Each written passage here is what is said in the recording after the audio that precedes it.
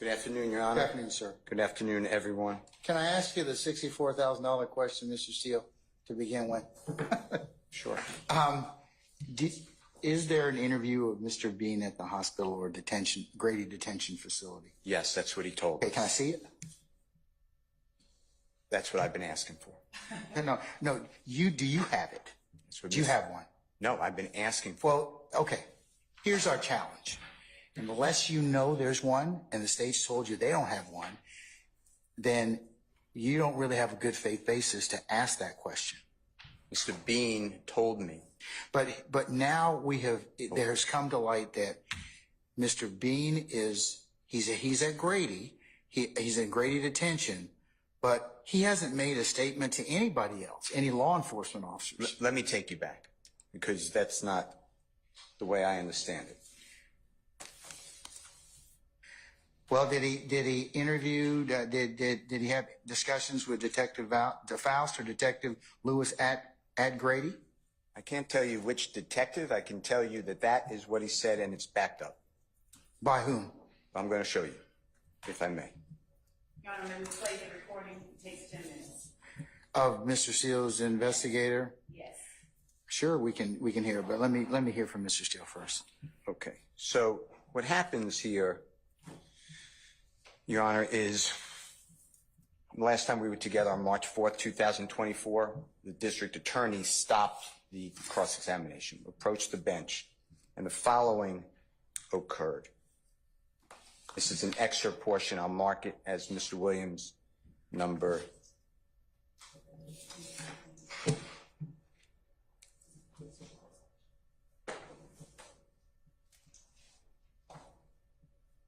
First name you said that to me.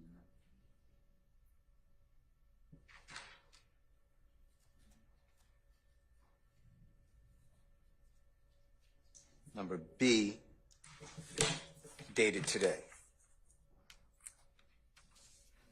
And what happened is the state, just like it's doing now, accused me of the following. And this is just the context, and then it will get into exactly what you're asking. It's on page 2, Your Honor. District Attorney Love stated, starting at line 13, that I told the witness what to say, that Mr. Bean was never taken to Grady Hospital. From transfer page 2 to 3, District Attorney Love said Mr. Bean was never interviewed at Grady Hospital. Transfer page 3, lines 3 through 4 and 8 and 9. Mr. Bean went straight from the scene of his arrest to the Fulton County Jail. Page 3, line 18, when this honorable court asked the question, did he, meaning Mr. Bean, go to Grady? Ms. Love stated, and I quote, no, he, meaning Mr. Bean, did not go to Grady. Mr. Steele told you about whatever he's trying to do.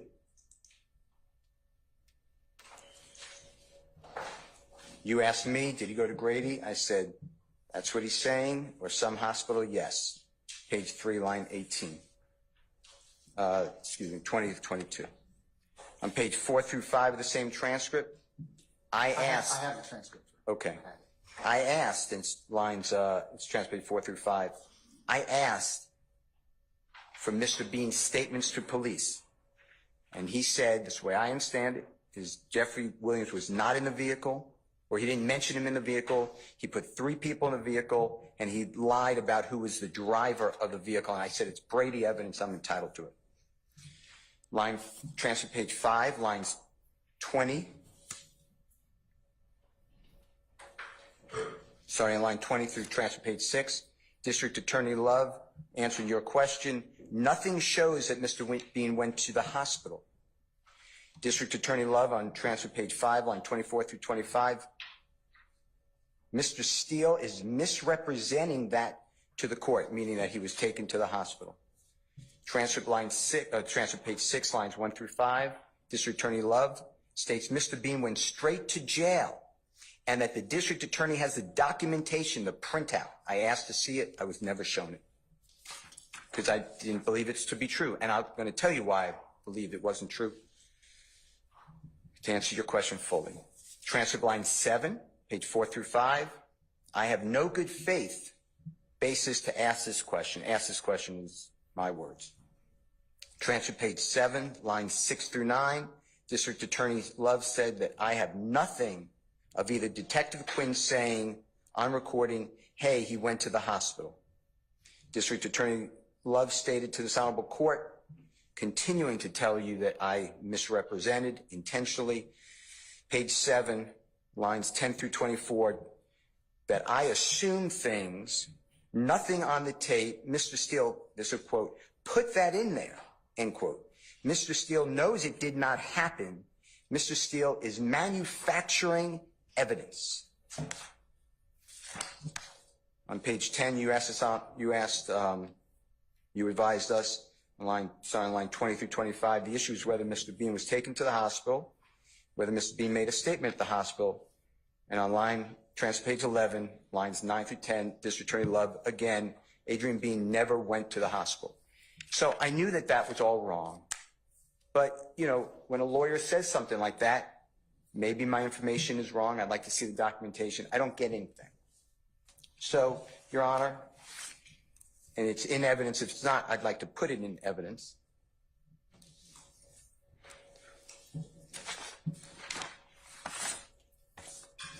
The reason I believe that he went to the jail, not straight to the jail as being told to you, is that in discovery, the following occurs.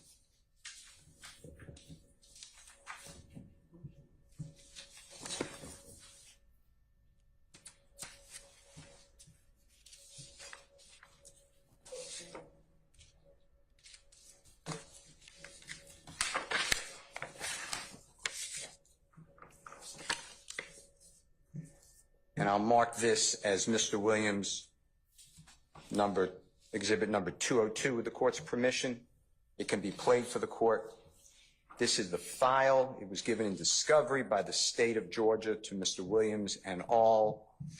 This is the police radio traffic. You heard some of it during the trial through the witness who identified the radio traffic. It starts at 0054. This is Z radio, 1231 hours through 1300 hours, so 1231 through 1 o'clock. And it reads, down here on Cleveland Avenue, start us at 4. That means ambulance, Your Honor. You heard that through the testimony. For a 34-year-old black male with injuries to his shoulders, head, and to his back. If you remember, Mr. Bean was born 6/22/1979. That would make him 34 years old on September 11th, 2013. It says, okay, Cleveland Avenue, Old Hayfield, 122, Cleveland, and that ends at 112.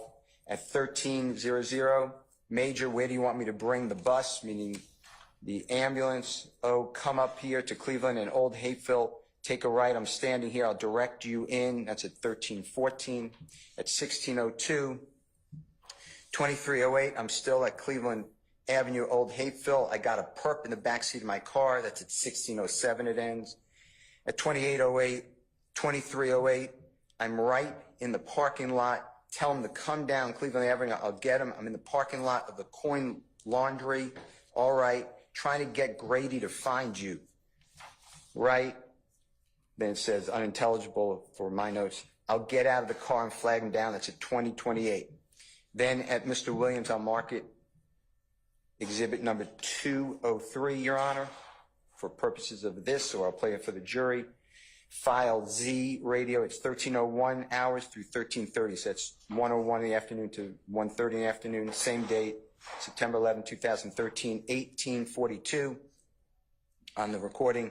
13 radio, following Grady Unit 320 down to Grady Hospital, 1848. At 2736, are you en route with another victim?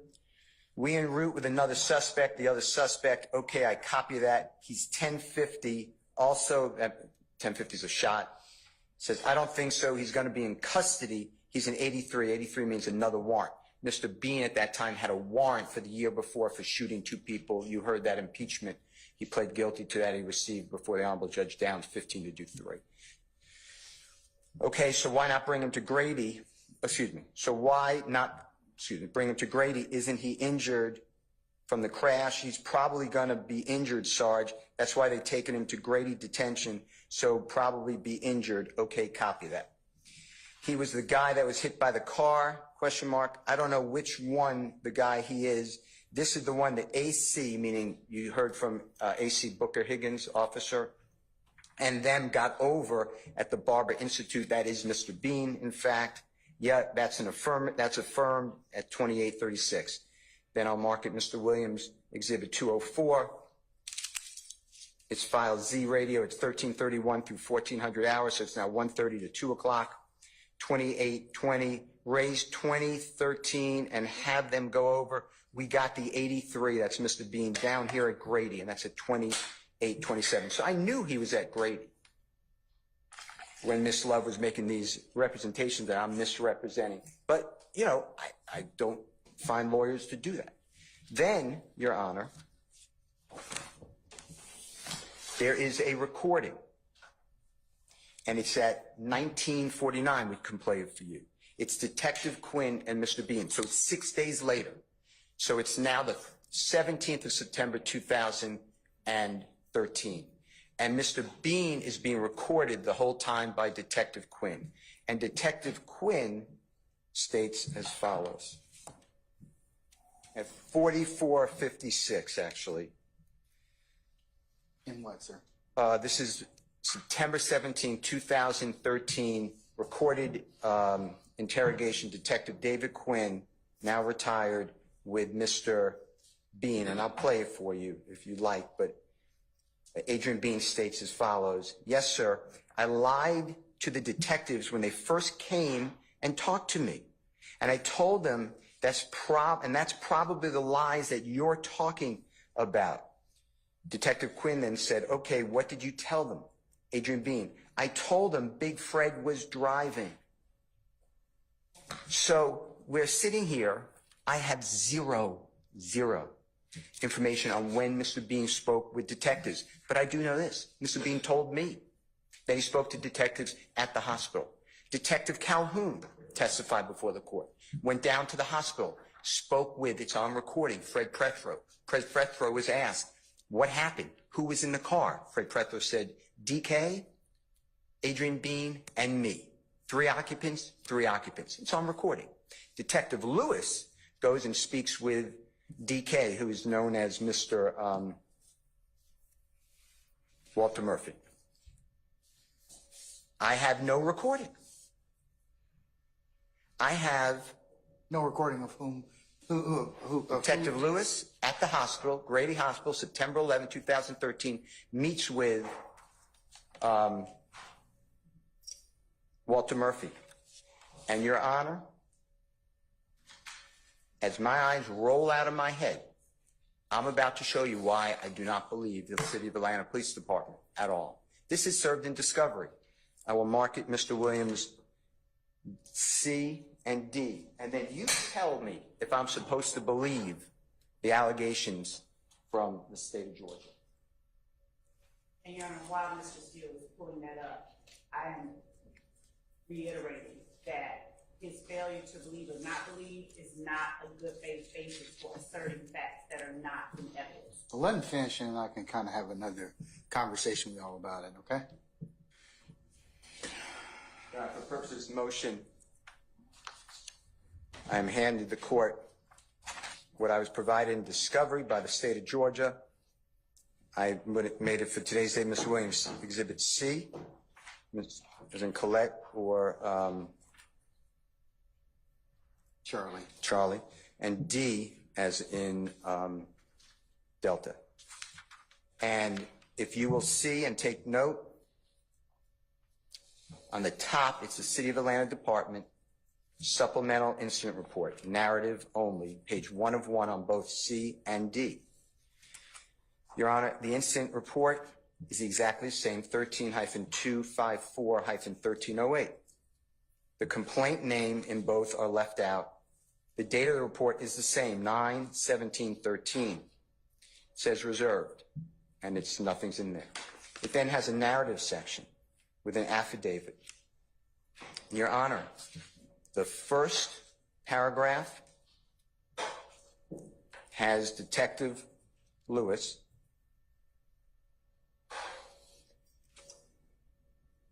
going to, the two people going to the hospital with injuries. Investigator Calhoun and myself, Investigator Lewis, went to Grady Hospital. If you remember from the testimony, Investigator Calhoun goes and meets with Mr. Plethro, 3 people in the car. Investigator Lewis goes and meets with Mr. Murphy. Investigator Calhoun recorded it. I have this report on Investigator Lewis. Next paragraph of C and D are identical, Your Honor. Once we arrived at Grady Memorial Hospital, there were 2 males being brought in for gunshot wounds.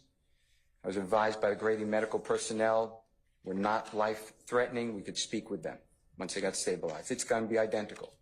The next paragraph, Your Honor, the first 2 lines. The first line, I spoke with Walter Murphy in C, gives a date of birth, 8/9/91. He had sustained a gunshot wound to the left thigh. It's going to be identical. Then it starts, he advised that. In C as in Colette and Charlie. But in D, it says, he advised me during the. Then D is whited out. The entire part is now vacant. C goes on to say that, that the other 3 males, now there's 3 people in the car, one named Bean, drove to the laundromat on Cleveland Avenue to meet up with another male to sell an ounce of marijuana for $450, and it goes on.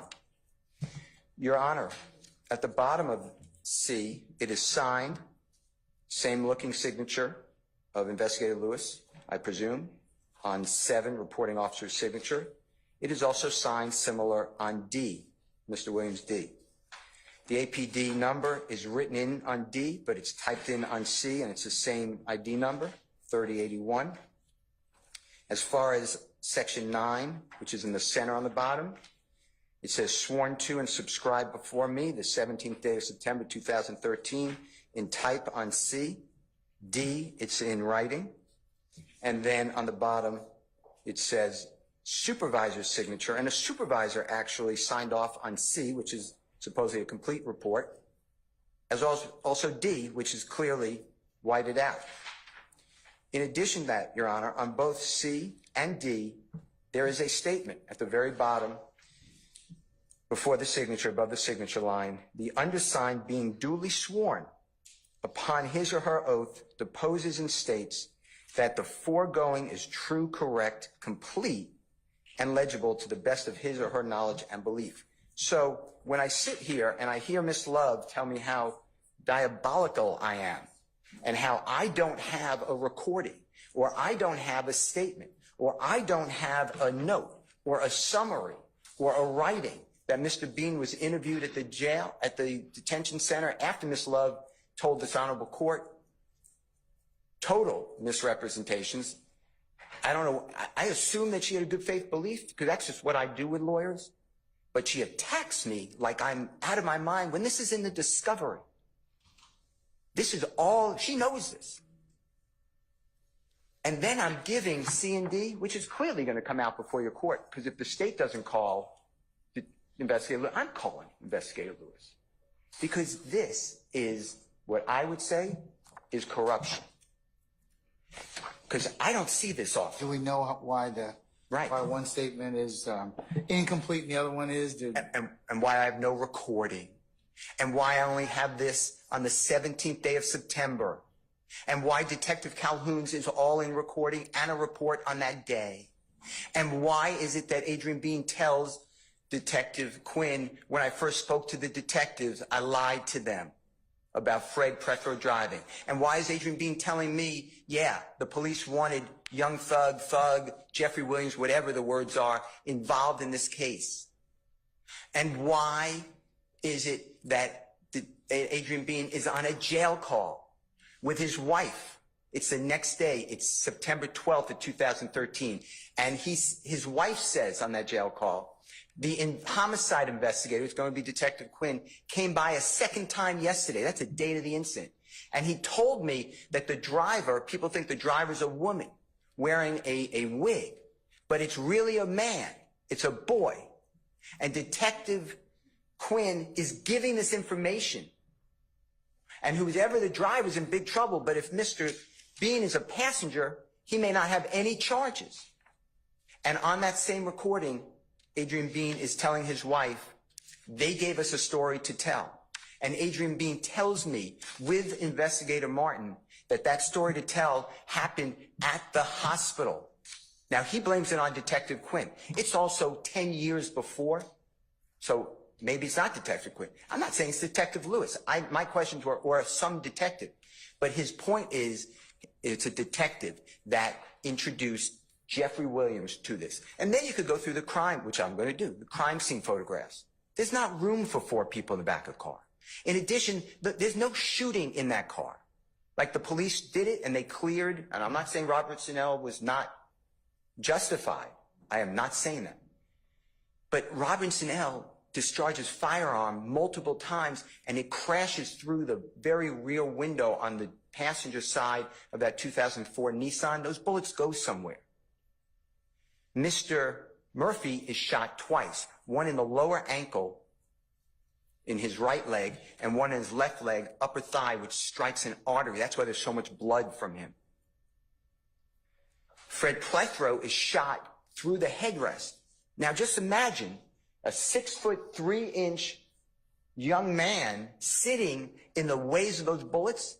They can't get around him. There is no one else in the car. And the state is blaming me for this. This is outrageous. And I can ask every single question the way I ask it, and I ask it properly.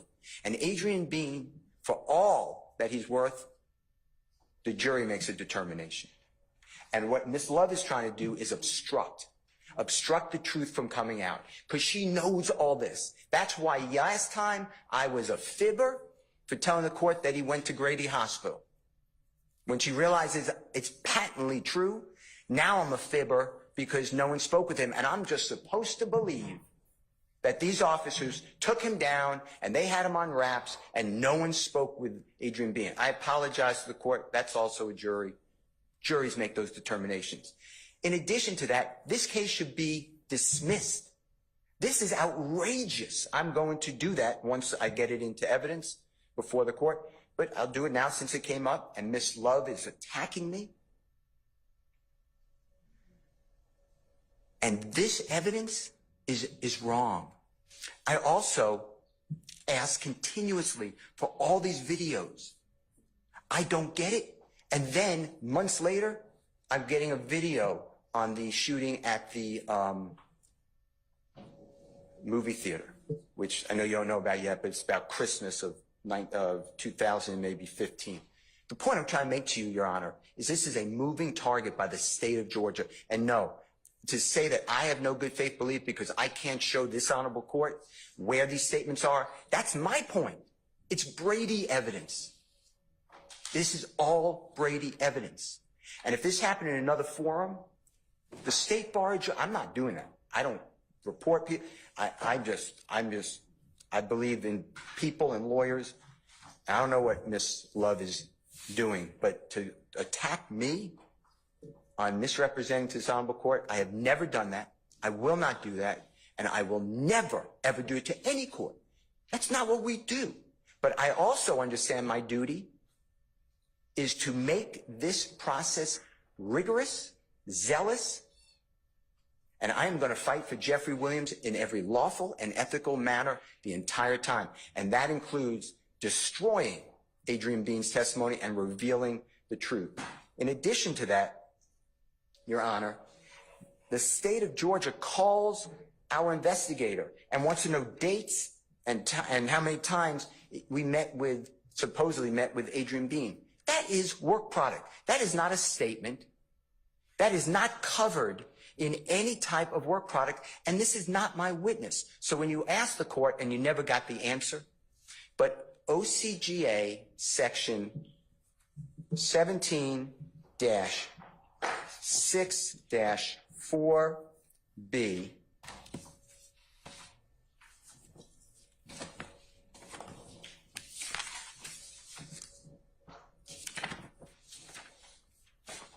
All right, this is 17. I've handed this honorable court, the Honorable Mr. Kearns, and the prosecution of the Honorable Madam President, District Attorney. 1716-4B1. It's on page 3 of 5 of the copy I've given the parties.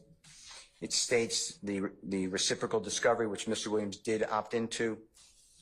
B1 towards the center but top of the page. It states the defendant, within 10 days of timely compliance by the prosecuting attorney, but no later than 5 days prior to trial, or as otherwise ordered by the court, shall permit the prosecuting attorney at a time agreed to by the parties or as ordered by the honorable court to inspect and copy or photograph books, papers, documents, photographs, tangible objects, audio and videotapes, films and recordings or copies or portions thereof, and to inspect and photograph buildings and places which are within the possession, custody, or control of the defendant, and this is what I stress, and which the defendant intends to introduce as evidence in the defense's case in chief or rebuttal at trial. I am not in my case in chief.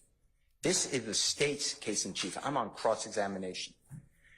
On 17-16-7, which is the other copy I've given this honorable court, and the parties, our legislature wrote, no later than 10 days prior to trial or at such time as the court permits, or at the time of any post-indictment pretrial evidentiary hearing other than a bond hearing, the prosecution or the defendant shall produce for the opposing party any statement of any witness that is in the possession, custody, or control of the state or prosecution, or in the possession, custody, or control of the defendant or the defendant's counsel that relates to the subject matter concerning the testimony of the witness that the party in possession, custody, or control, and this is what I stress, Your Honor, of the statement intends to call as a witness at trial or at such post-indictment pretrial evidentiary hearing. I am not the person who intended to call as a witness at trial or any such post-indictment pretrial evidentiary hearing, Mr. Bean. The state called him. I don't have to, by law, give anything to the state that I did, and calling a person under the umbrella of the attorney-client privilege and asking to give over information is unethical. When Ms. Love asked me yesterday, I was very polite to her, but I told her I feel like I would be contributing to your unethical and unlawful conduct. I will not speak with you about this. In addition to that, Your Honor, you heard Detective Velasquez testify that he, at times, destroys recordings. I have never heard that before. You heard Detective, who was a female, Benton, say that that is a crime. You heard a witness, Mr.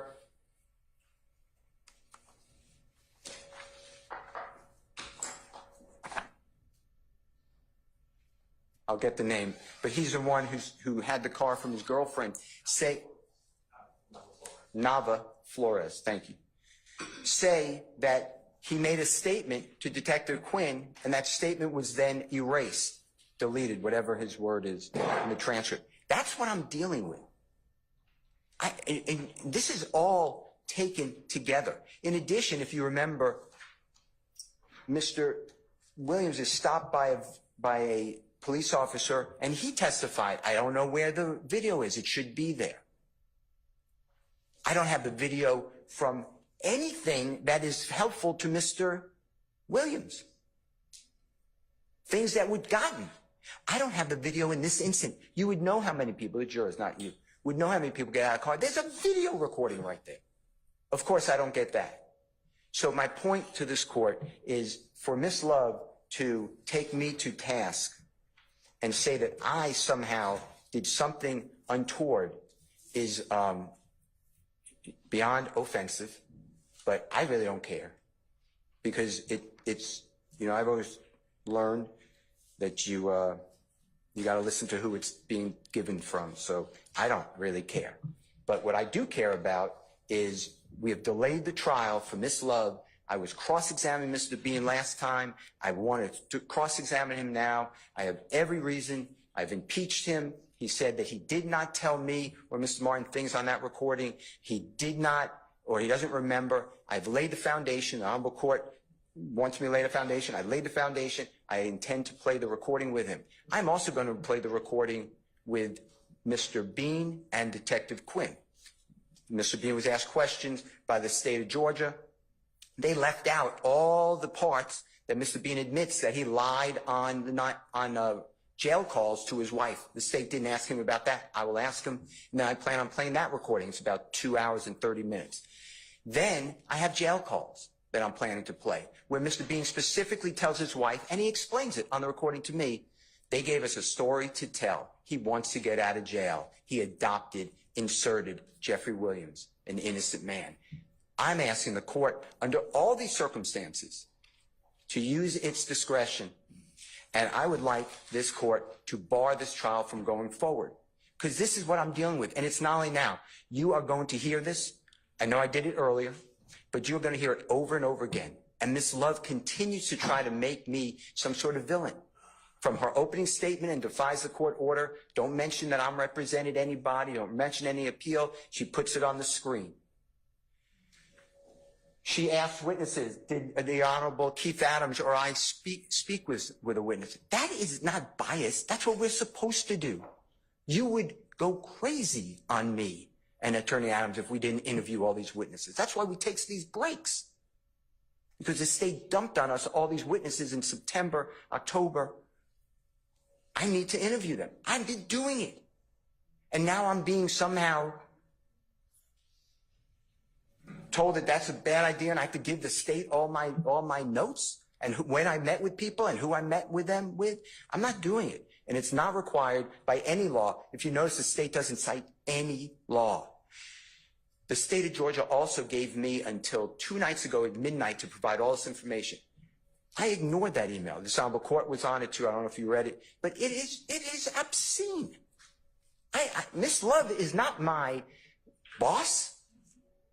I owe nothing except to the law and Mr. Williams.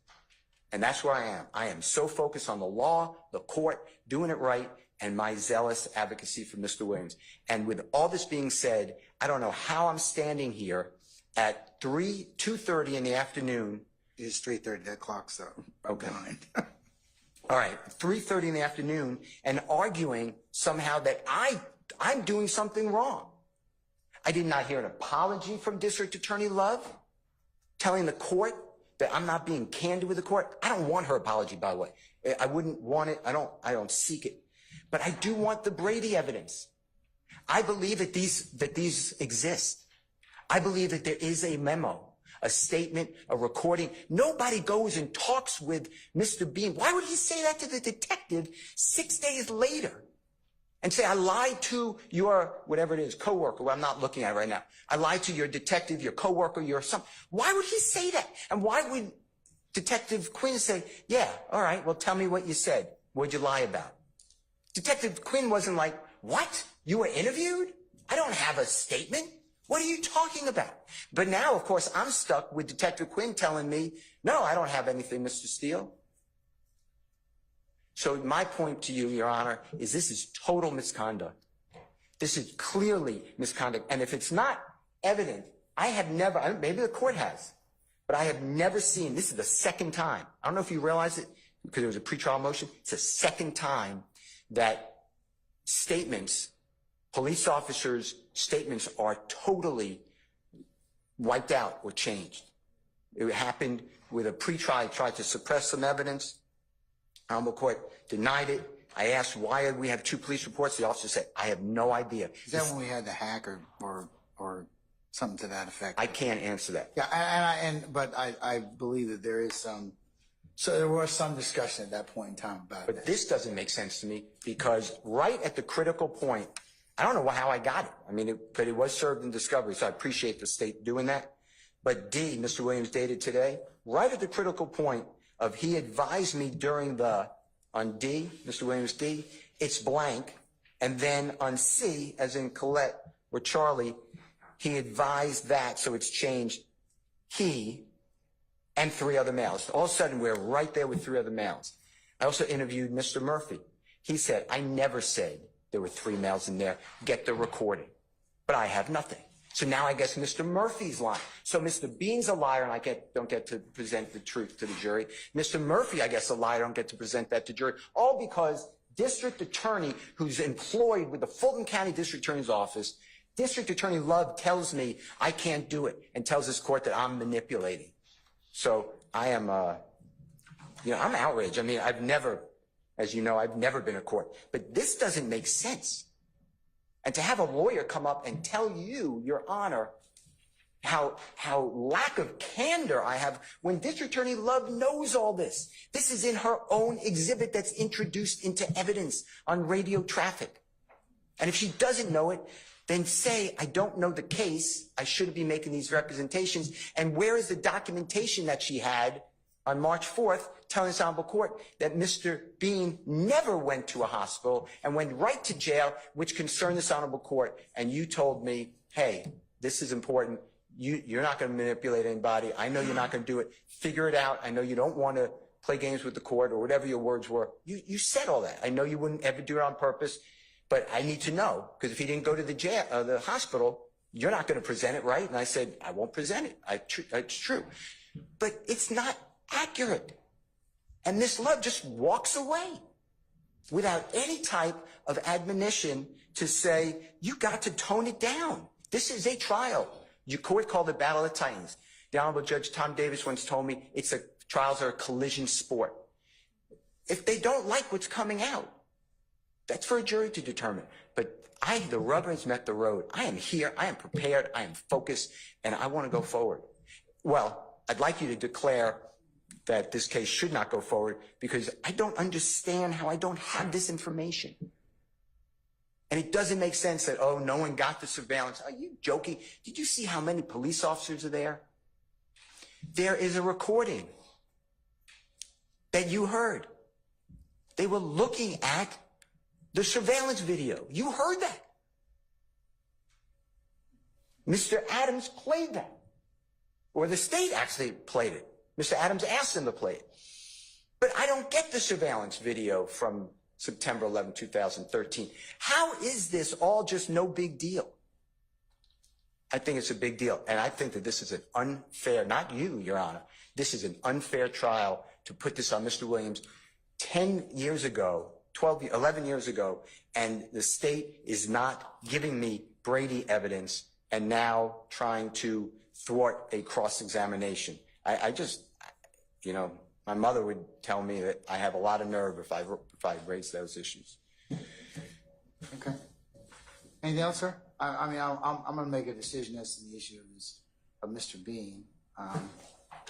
But preliminarily, I'll admit Williams, 202-203, the recorded interview of Mr. Bean and Detective Quinn, and Williams C and D under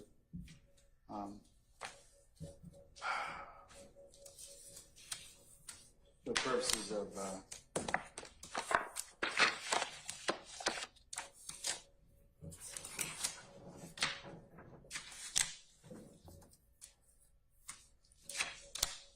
Your Honor, I also have one second, please.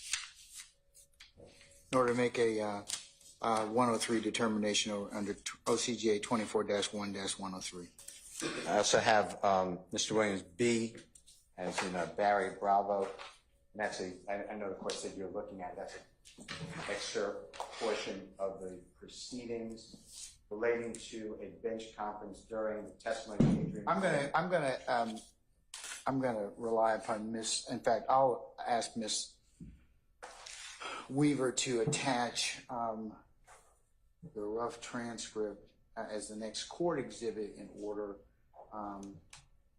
that was prepared by her. It's a lot lengthier and full and describes what happened prior to that than our bench conference. So that'll be the next court exhibit in order.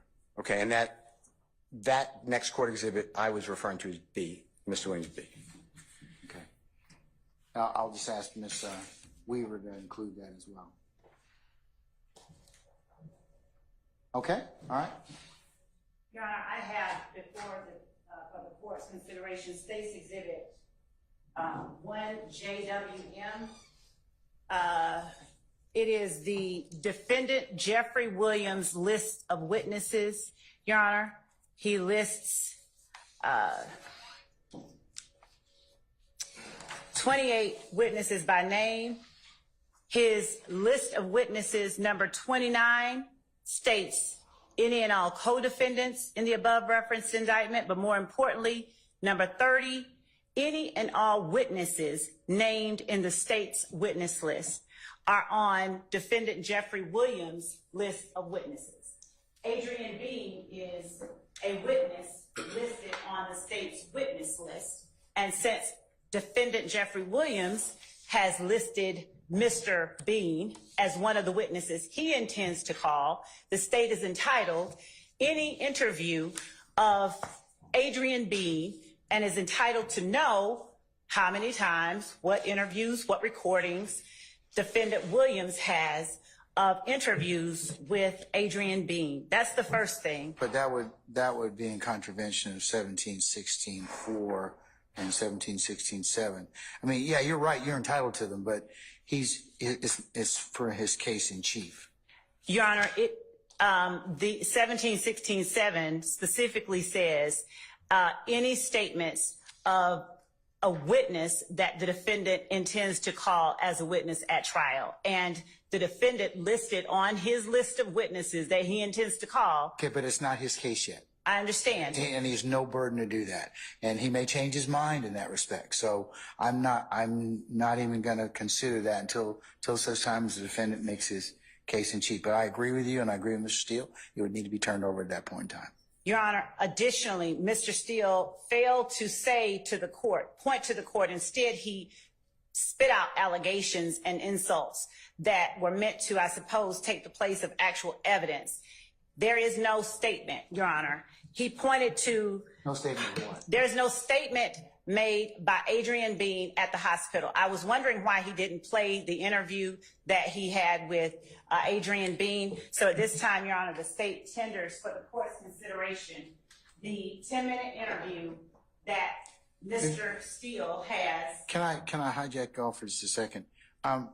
Folks, it's about 3:40, and can we, since I don't think we're going to get to our jury today, can I ask them to come back tomorrow? The state has no objection. Mr. Steele, anybody? Because it sounds like we haven't done anything. We're not going to. This is going to consume the rest and the residual of the afternoon in Will or Parlin's terms. All right. Sarnina, if you could just release our jurors and tell them that we will see them tomorrow. Hold up. Let me give you time.